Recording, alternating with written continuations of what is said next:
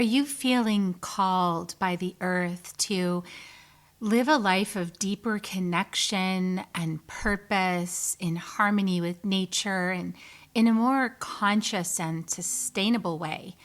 If so, you'll love this interview with Teresa de Grosbois, who has created a beautiful transformation conscious community in Costa Rica. Tune in to find out more. Soul Nectar Show, the Soul Nectar Show. You're invited, delighted to discover who you are. Anything is possible if you believe. So join us on this beautiful journey. Soul Nectar Show, Soul Nectar Show, Soul Nectar Show. Well, hello and welcome to another episode of Soul Nectar Show, that show where we talk about all things essence, where we gather around the campfire and we share our stories of connection to that which is greater than us, to the great mystery beyond the veil, to those synchronistic moments that lead us inexorably to a deeper understanding of who we are and what we came here for. I'm your host, Kerri Hummingbird, and I love having these conversations week after week, and I'm so grateful that you join us to have these conversations. And I sure would love for you to pop some comments in here and there so I know that you're listening and I know what you're interested in and what you enjoyed and what spoke to you. So if you have a second when you listen to an episode, if you could just pop some comments in, that would be wonderful. It would just help me connect to you, to our audience. And I am really feeling in my heart, we've had some really deep conversations over the last few weeks, and I know that we're in a really big time on the planet, and I know that many of us are feeling the awakening process and maybe a little bit more in the dirt of the awakening process, the mud, the mulch, the tenderness of it, and asking ourselves, where do we go from here? What are we creating? What is coming next? We know what's not working. How do we know what is working? How do we decide what to create? And what's clear to me is that we do that in ourselves, absolutely tapping into that inner knowing and that inner medicine, cultivating that ability to get still and quiet and come inside and find the answers within. But it's also in community, and we can't do it. No man is an island. Like, there was never a bigger time to know that than now, because not one person can build what we need to build all by themselves. We've got to do it together. And we need to, I believe, be committed to doing it consciously. And, it's really, really easy to destroy a whole bunch of stuff and pound around like an elephant in a china closet and break everything. What's harder is to create something together. That's what's really challenging. That's what takes mastery. And so there's somebody I know that does that really well. And her name is Teresa de Grosbois, and she's here with us today. Welcome, Teresa. So great to be here, Kerri. And you're not kidding. The shows have been off the frickin' charts lately. I feel really honored to be in this lineup. Thank you. Yeah, it's exciting to have you here. And, you guys, Teresa was my first interview on this podcast. Some of you who have been with me since the beginning know that Teresa was the first one. And, the first one I didn't know, like my teachers interviewed with my summit and everything like that. But Teresa was actually my first legitimate interview. And we talked about whatever we talked about back then, but the context was the Evolutionary Business Council, and that was how I got to know Teresa, because she was pulling together people who felt like they were here for evolutionary change, people who felt that they were here for something greater than what we were seeing outpictured in our society. And now Teresa's on to some more evolutionary stuff. And so we're going to talk about that today. Really excited. Teresa is a catalyst for conscious evolution, blending her expertise in marketing and leadership with a profound commitment to sustainable living. As a driving force behind Vista Mundo, which you'll learn about today, she is creating a model for conscious community development that prioritizes ecological harmony and personal growth.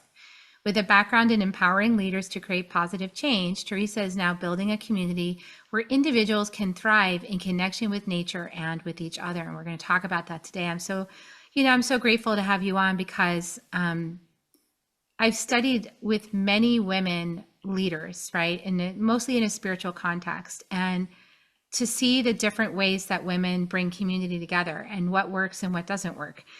And it's a process to bring people together in community. And I believe that we're at this time, Teresa, where it's like we are reweaving the grandmother web. Like we're reweaving the sacred hoop where women come together and form the basis of community, where women work together to create and harmonize community.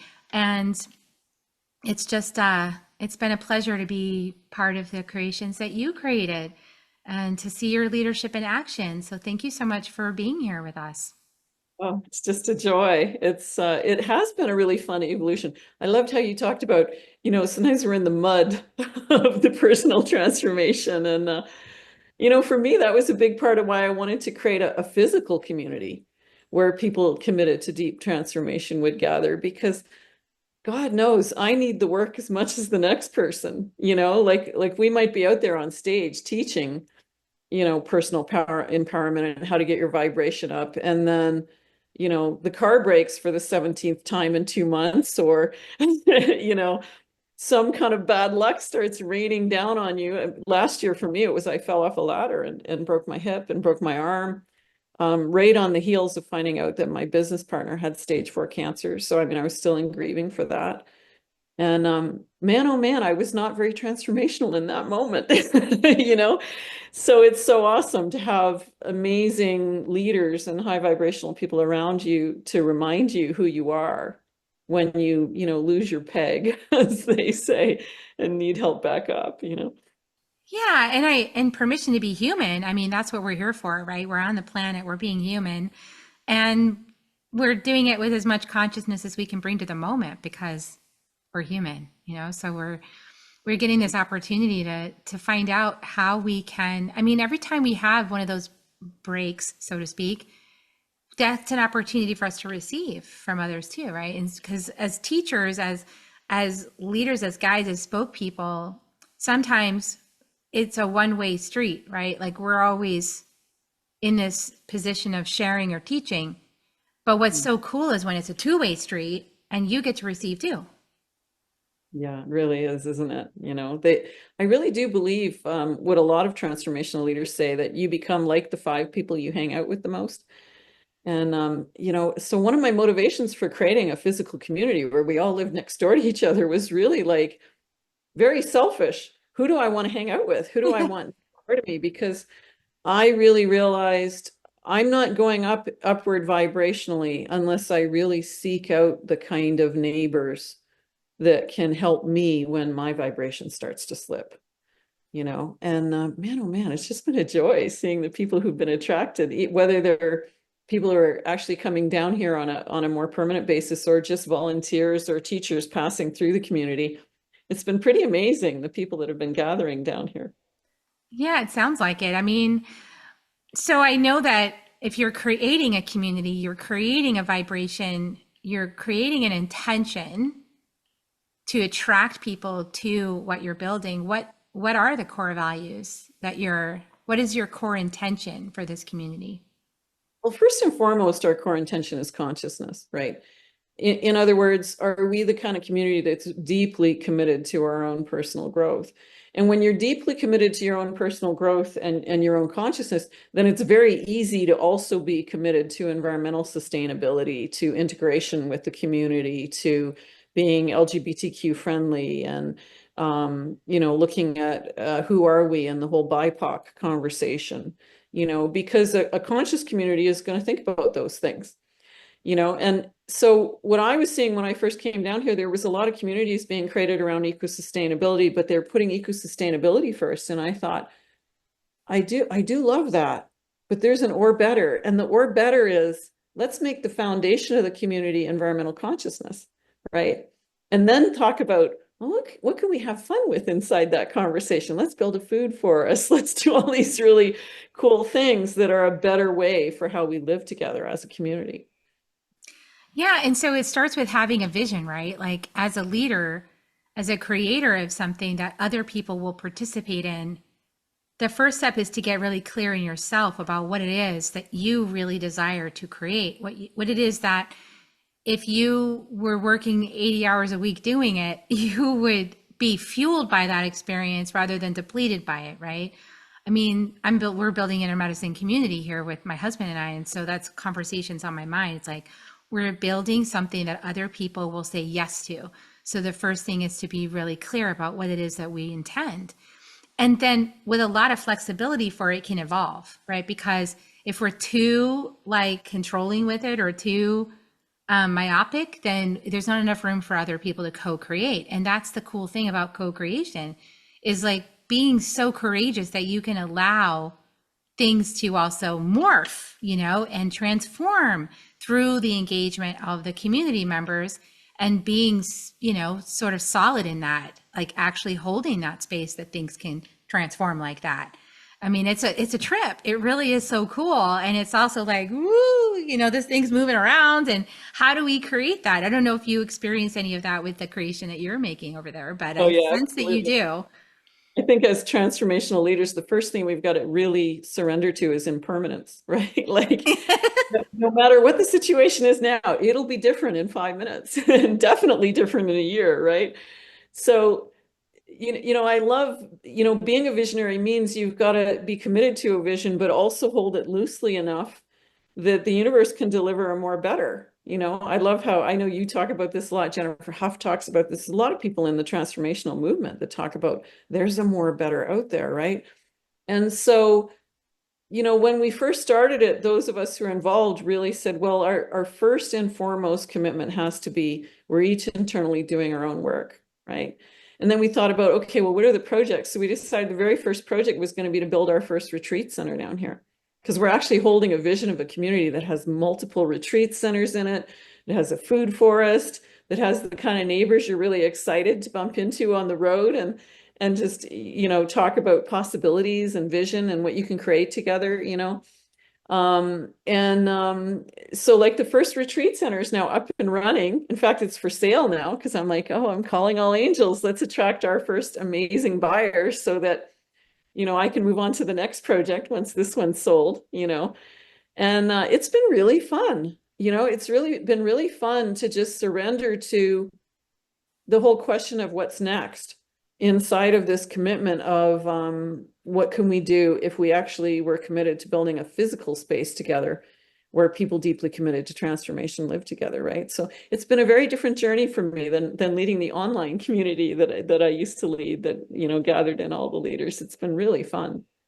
Yeah, the in-person makes it a next level of commitment, to the journey. Yeah, very much so. And in person and also integrated. Like one of the things we didn't want to do when we came down here was create some little enclave behind a gate. And the Costa Ricans live out there and we're inside the gate and we're only English speaking in here and you're all Spanish out there and there's just two worlds that don't merge, right? And we said, well, that's never going to work. And so we came down and we started talking to our Costa Rican friends and colleagues about like, how do we do this? And so the very first thing we got rid of in the vision of the project was the gate. Like some people were asking, is it going to be a gated community? And, because that's very big in North America, you create a gated community because it's more safe. And after we lived here for a few months, we realized Costa Rica is freaking one of the safest countries in the whole world. You don't need a gate. The only reason people have gates on their houses is because their houses often have no walls. Like we live in the Goldilocks zone here, right? They nickname that in Costa Rica because it's at the perfect elevations to not be too hot or too cold, right? So in the Goldilocks zone, you don't need heat or air conditioning. Like it's always at perfect temperatures, right? And so you often do see houses with big fences and big gates on them, but it's because when you go in and visit those neighbors, you realize, oh, there's no wall on their living room. The big screen TV is open to the backyard, So it really had us rethink, what's the purpose of a gate? And why do we want one? So it's been really fun letting our own thinking evolve as we built this project. Yeah, and I love that you're talking about like integrating with the community because the existing people, the people of the land, because of course, I'm all about Indigenous people and honoring Indigenous people. And one thing I noticed when my husband and I went on one of our rare actual just vacation, not initiation, because we're so big into initiations. It's crazy. We're just like always going someplace to have an initiation. But we went down to Mexico and we went to one of those, we sat through one of the presentations, you know, at the resort kind of thing.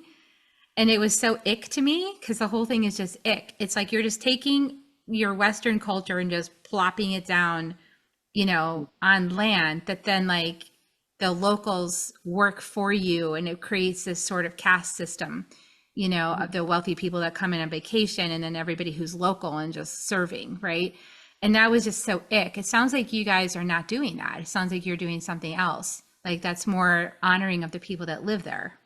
Yeah, our vision has really evolved, I have to say, after meeting, you know, both native Costa Ricans or just Costa Ricans whose, you know, families have been here for 300-400 years, you know, and because, you know, when we originally came down, we thought, oh, we'll set aside land and we'll have like a little farm in the community and we can hire some locals to come in to farm it. And then I was speaking to a friend of mine who's indigenous here, and he was saying, well, that's not the way the indigenous would live. Like your houses would be in and around the food. And like you, everybody would have a food tree in their yard, and you might have, you know, everybody has a little garden and you all share food and pass food back and forth. But the farm or the garden isn't out there, and it's not monoculture. It's like everything is integrated in around the buildings. And what he was describing for me was very much what you consider to be a biophilic community, right? A community that's completely integrated into nature. And that lit me up when he started talking about that. I'm like, oh, that makes so much more sense. Why can't the eggplant tree you're picking your dinner from also be the shade tree in your front yard? Like, why can't it be both, right? And that really got me excited to think about how are we doing this. Of course, what that did mean was we had to kind of slow down on the integration of our food forest, because all of a sudden we realized, okay, I guess we got to get the buildings in place first and then start thinking about what makes sense to plant where.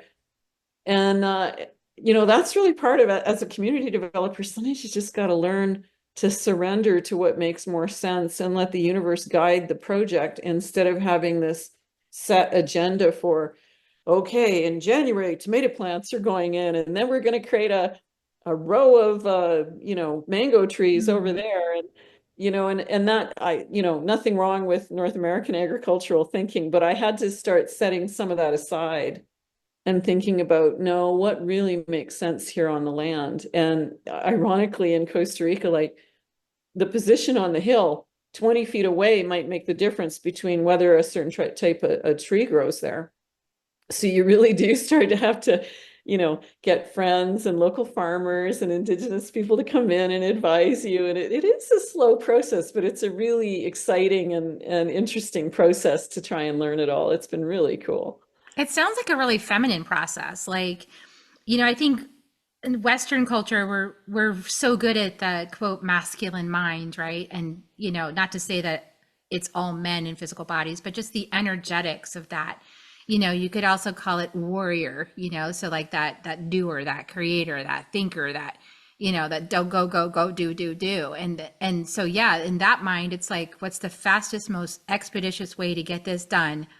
You know, and then, well, I just make a box over here and call that, you know, garden, community garden. Everybody contributes with that. And then I make this other space that's called this person. And that, you know, and so that's how our minds have been domesticated. But not everywhere in the world are people's minds domesticated that way, as we find out. Like in South American countries, they're not domesticated that way. They don't think that way necessarily. So it's very different culturally, especially indigenous people. Like they thought it was so weird that we wanted them to like divide up property with fences. They're like, why would you do that? What are fences for? We don't understand fences.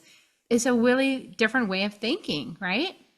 Very much so, you know. And I was visiting a different native friend a couple years ago, and they had this giant gourd hanging from their patio, you know, and there's these little tiny bees flying in and out. And I'm like, you know, what's that? Like, why do you have this gourd hanging from your patio?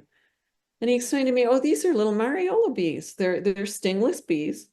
And they have a particular gourd, like a fruit of a particular tree they really like. And they go inside this fruit and they make a big beehive in there. And after a year or two, you crack it open and it's full of honey. Like, where do I get one? You That's know? cool. Yeah. And then I started realizing, like, we got to get this guy teaching this, you know? And so it's funny that that sort of twigged me into, oh, there's actually a few people here in Costa Rica who are teaching how to create these little hives for these little Mariola bees. So you can, you know, and they're very tiny. They're one of the tiniest bees you'll ever see. And you just hang them somewhere on your property, and then you go grab it in a couple of years and it'll be full of honey. And they don't sting. They're completely noiseless. Like, they don't buzz. They're not annoying. They just hang out wherever the hive is, you know? So it's been really fascinating, like finding out how much traditional knowledge there is here of simple little things like that, which are like, oh my God, I don't have to buy my honey in the grocery store. You know, one of the things I love about Costa Rica is they really have still a very thriving culture of farmers markets here. And I've come to realize the farmers markets are really just mostly backyard farmers. Like, I would say almost 20% of the people at the farmers markets are often indigenous, or, you know, just people who've been here forever. And, you know, each one of them is like selling chicken's eggs, or, you know, whatever the fruit tree is in their yard. Talk to them long enough, you realize most of them are going to organic standards just because they're very practical people. Why would we waste money on chemicals when nature is so freaking abundant? We, you know, like, they look at you like you're crazy if you ask them if they spray chemicals. They're just like, do you want us to? Like, no, no, please don't, you know? So it's pretty amazing. It's one of my favorite things to do on the entire week, is to go wander around the farmers markets and buy all my groceries there. It's probably about a quarter of the price what you pay in North America for your groceries, and it's like all amazingly fresh and incredible food. Yeah, I've had that experience going to Peru and Mexico, is that the food is really fresh and they're usually growing it themselves, and it's not this commercialized thing, it's a family oriented thing. It's much smaller scale, and it's yeah, and it's thoughtful. It's intentional and it's thoughtful too, which is so cool. I know that you're really committed to the eco sustainability, and you're really committed to those practices.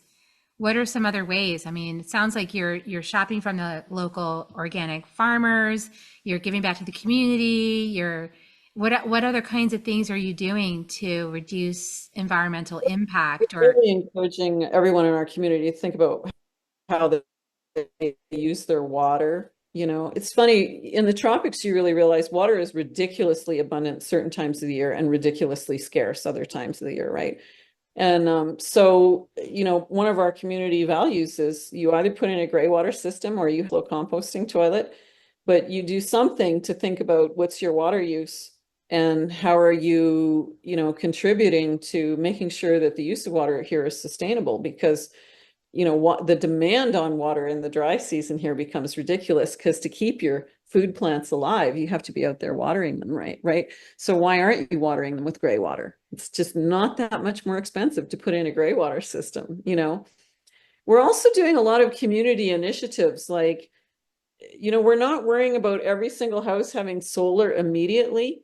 Instead, we're making the commitment to, when everybody's ready, let's look at making bulk purchases of solar panels or off-grid systems so we can do that. Costa Rica's grid is already eco-sustainable, right? They already have one of the few zero-emission grids on the entire planet. So we're not making it an urgency for people to go solar because the grid's already sustainable. But from a standpoint of, you know, personal sustainability, making sure you're prepared for whatever comes, you know, having solar or wind backup systems just makes huge sense. So we're going to be looking at things like that as a community to make sure everybody's, you know, well established and well prepared. So we've done a lot of little projects like that. Like, we put a freshwater filter on our swimming pool. So the community swimming pool has a UV filter, so it takes no chemicals. And we're a chemical-free zone. So, you know, instead of spraying all kinds of chemicals and Roundup or whatever, like, we just hire the locals to come in and pull the weeds and cut the grass, and it's not that big a deal, you know? So it's been really fun figuring out how to do all this. yeah, it sounds pretty awesome. I know that I don't know that you really thought about all that when you decided you were going to go down there. I think you were trying to escape winter, but because you're from Canada. Very Yes. much. Yeah. So how, Yeah. I mean, it sounds like this has really evolved you personally, this being in this totally different way of living and thinking and being has really shifted you in a lot of ways. I mean, I pick up on it, but what do you want to share with us about like psychological, emotional, psychosocial sort of transformation that as a Western person you've experienced coming down there to Costa Rica? You're right. It's been an amazing journey, because I'm not only Canadian, I'm like Northern Canadian. Like I grew up in the backwoods. We used to spend our summers in a boat access cabin. We'd go in every year and then I wouldn't see any of my friends for 2.5 months, just my siblings. And so the whole notion of like living off nature and living very simply was something I was introduced to, as a 2-year old. Because once you're out in the middle of nowhere, like you're fishing for food, or maybe you bring in a bag of flour, and my dad used to bake the bread for us every week and things like that. But it was so juicy living that way. It was just so lovely. But interestingly, when I came down to Costa Rica, there's always the fantasy in our minds of how it's going to look. And then you get down here and you realize, oh, all this stuff I thought I knew about sustainable business building practices and whatnot, I really have to rethink it, because we're in a termite zone, like, and you have all these, I might humbly say I was a little arrogant. I had all these great ideas I thought we were going to try, and then the locals are kind of like, well, Teresa, you really need to think about this and you really need to think about that. And I really had to adjust how I thought about the whole thing. But it was fun going through that whole experience and really thinking about, what does sustainable building practices mean, and what does sustainable living mean, and how do we make our buying purchases? Because there's two aspects to sustainability, right? Like, are you buying sustainable products, but also how long is that product going to last as the thing you do? If you have to keep rebuilding something, that's not particularly sustainable either, right? And so to have to come in and keep repairing something or whatever, the locals would challenge you and say, is that really a good idea to have a backhoe in here once a year with all those emissions and everything to fix this thing just so you could be committed to building it with that product? And I'm like, yeah, okay, I hear you. I really need to think about, what does sustainability mean, right? So it's been a lot of fun. It's been a real adventure to really not only have my thinking challenged, but to be able to challenge the thinking of some of the people down here and come to new solutions and new ways of doing things. It's been really an amazing journey. Yeah, and I'm really like as I'm listening to you, I'm thinking, wow, you're really doing what I feel would be so healthy for literally the entire United States is Mhm. listening to Mother Nature, like really listening to Mother Nature about what would work best in each space. And because it's kind of like a really different perspective. Like, I think in the United States, we're kind of like, I want to do this. And so I'm just going to shove it here. And if it doesn't work, and I'm just going to make it happen the way I want it to happen. Right. And what you're saying is there is that the wild, right? Like the wild, I'm into this, the opening back of the wild feminine right now. Like I'm really in that because I have a new group and the group is working with wolf medicine. And all of a sudden I'm like, ooh, wolf, yay, because it's like the wild, right? And I mean, it's exciting to me. And so I'm like, wow, wolf, wild. And that wild feminine energy, it's more powerful than what men could put on the land, right? Like it will take it out. And so that is something that, for whatever reason, has, not happened here in the United States. We've had, the wild has been trampled on, in many cases. There's places in the world that the wild still prevails. And Costa Rica is one of those. I know Peru is one of those places where the wild prevails. Like you're just not going to build something in the jungle that you want just because you want it, because the jungle is going to take it over. Okay. So like it sounds like that is the same in Costa Rica. And it must be really refreshing to live in that kind of space. Yeah, it's been really fascinating for me just in terms of my own personal evolution on this journey because one of the things I realized after coming down here is we as North Americans have really lost touch with our food and how we live and what we put in our bodies, you know. And Costa Ricans haven't lost that.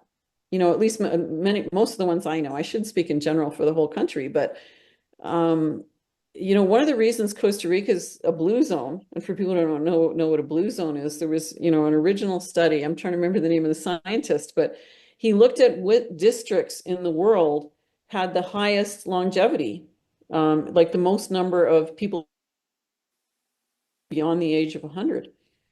And Costa Rica was one of those zones, the Guanacaste province of Costa Rica. And then later, when people looked at Costa Rica, they realized that the only province in Costa Rica that doesn't have a quarter of that province in the capital, San Jose, is the Guanacaste province.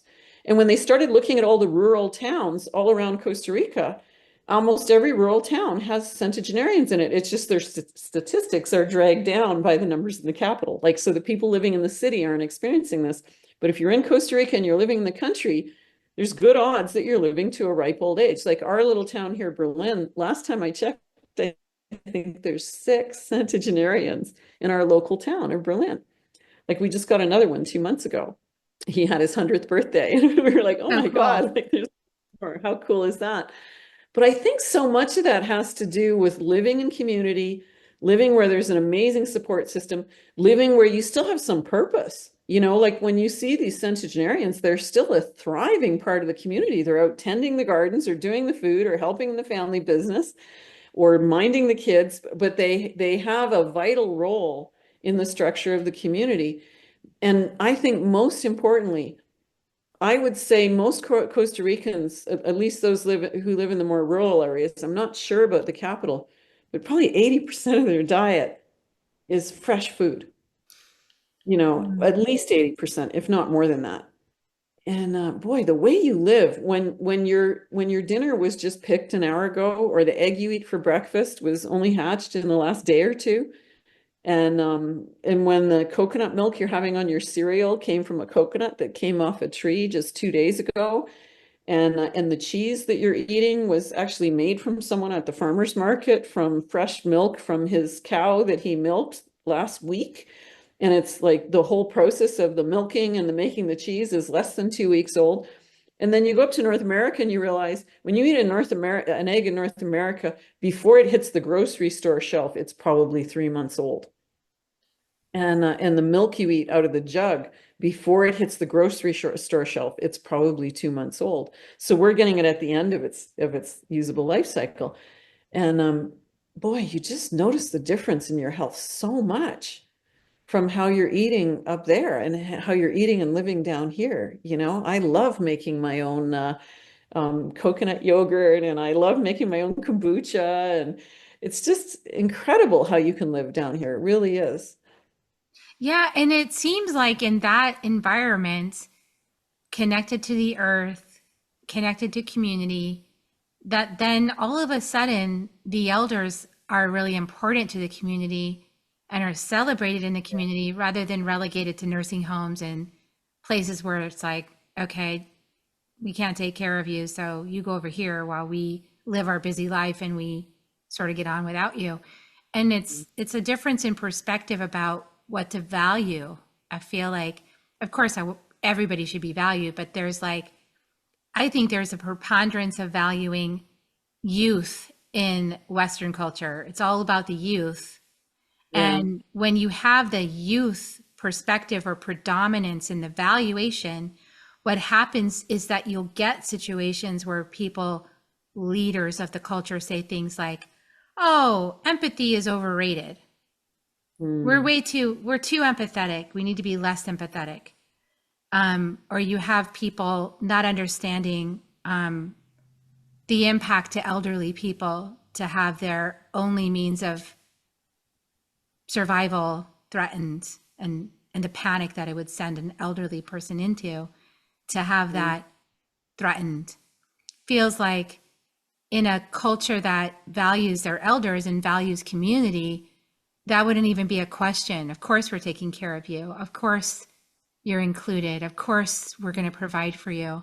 It's a different mentality. It's a different way of seeing things in the cycle of life and holding space, like who's making the decisions, probably more on the elder side, making the decisions for a community rather than more on the younger side with less experience, right? More people with more wisdom and more experience guiding the conversation and the community decisions rather than people with less experience but more energy. So I don't know. Do you see that same thing that I'm sharing with you right now? Like the focus Yeah, is a bit very much different. so. I think, yeah, it's a profound noticing. Like one of the things that causes a lot of curiosity in me is I have yet to meet an elderly person here who has dementia. Mm. And I have yet to hear about anyone putting an elderly family member in an old age home. I'm wondering if they exist here, like, and I'm thinking they probably do. There must be some somewhere, but they're certainly not prevalent in this society.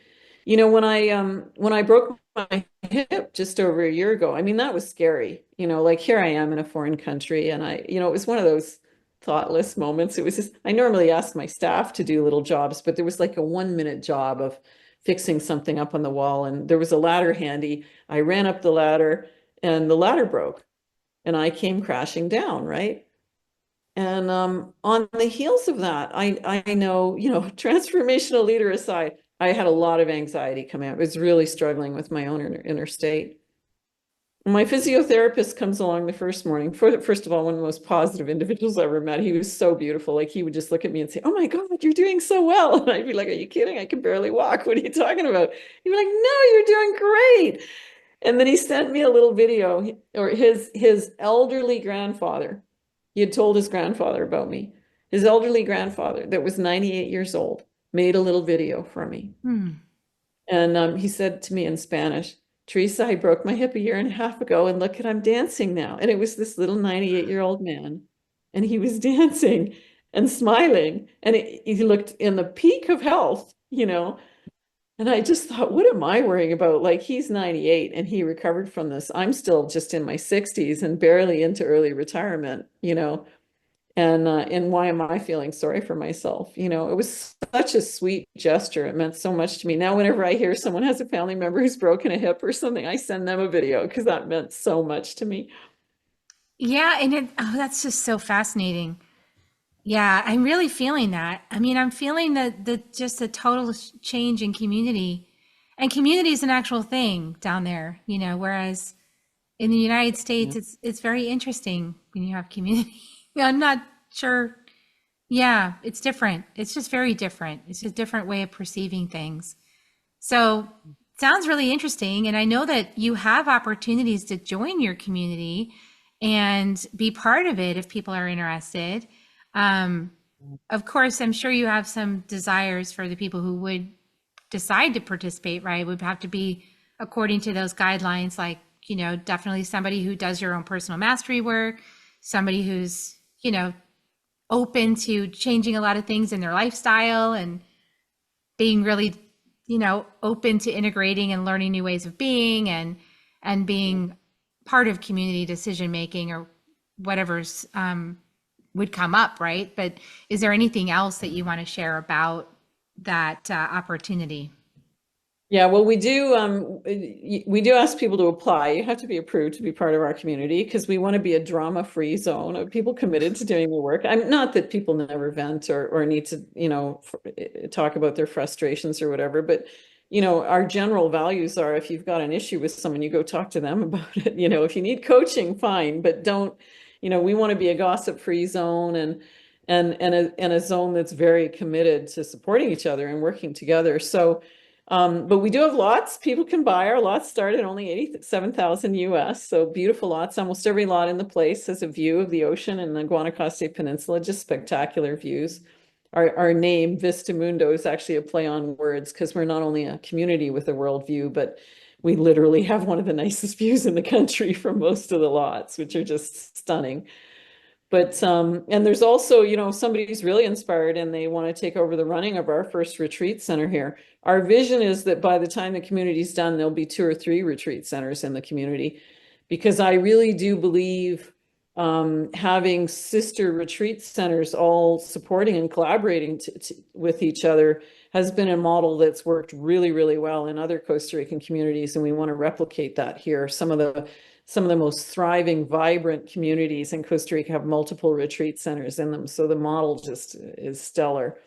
So, I mean, if people are interested in any of that, you can come look at our community website. It's vistamundo.info. And there's a contact us button right there. And if you're thinking of moving to Costa Rica, we've got a free course you can do.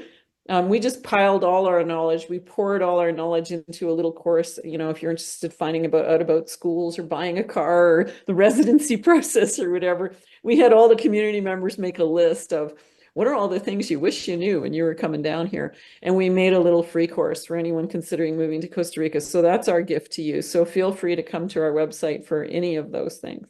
Oh, that's beautiful. I'll put the link in the show notes below, everyone. So hopefully this was a really beautiful conversation from my perspective. I hope you guys all enjoyed it as well and learned something about the difference in cultures and got excited. And I got to say, I love Teresa. I love you so much, and I'm so grateful for your leadership and how you've demonstrated being a person that's a stand for people to be respected, and for us to respect different ways of life and different perspectives, and be actual transformational artists, right? Actually transform ourselves through the process of this co-creation. That's so beautiful. Is there anything else you want to share before we head out the door? I love the recent show you did on the 5 ways we ward off wealth, because it really had me thinking about how often as North Americans, and I would have fallen into this category a couple decades ago, but we stay stuck in a living environment or a situation we don't love because we think we can't change it. We don't believe in ourselves enough. And when I see how abundant and utterly wealthy my life has become from making this move to just, choose paradise, like, choose to go where there actually is paradise on earth, not just from a physical environment standpoint, but from how do I unashamedly pick my neighbors, And so all I would say is, if you're listening to this and you feel inspired and you really have been wondering, like, is there a better way out there to live? Like, take a leap, come visit us, even if you just like buy a vacation package and come hang out for a week and see what your more better would be. Because I promise you, sticking in a situation that you don't love for fear that you can't create the more better isn't the downstream path. It isn't what you were meant to do in this lifetime, and we'd love to meet you too. So just come on down and see us. Oh, that's awesome. I want to come. So Oh, I can't next wait up. to see you guys. Beautiful, beautiful. Thank you so much. And I'll put the links in the show notes, you guys, so you can check it out. You can find out more about Teresa. She's a beautiful human being. And that's it for now. So thank you for listening. Share it with anybody that you know that might be interested in relocating to Costa Rica. And we're going to give you kisses now. So I always give kisses at the end of the shows. If you want to join me, you can, Teresa. But thank you so much, everyone, for listening, for staying till the end, and for just being part of our community. I'm so grateful for you and for sharing it out and commenting and all that other good stuff too. Here come your kisses. Mwah. And we love you. And we'll see you next time on Soul Nectar Show. Bye for now, everyone. If you found even one gold nugget in this episode of Soul Nectar Show, will you do us a favor? Will you subscribe, like, and share this episode? Maybe even write a comment and let us know what you thought about it. We really, really want to engage with you at a much deeper level. Let's be part of community together. Have a great week, everyone. Bye for now. To dive in deeper to nourishing conversation, visit soulnectar.show. Soul Nectar Show. Awaken away to Nectar Show. Take a sip from the drip of nectar, from the source of who you are.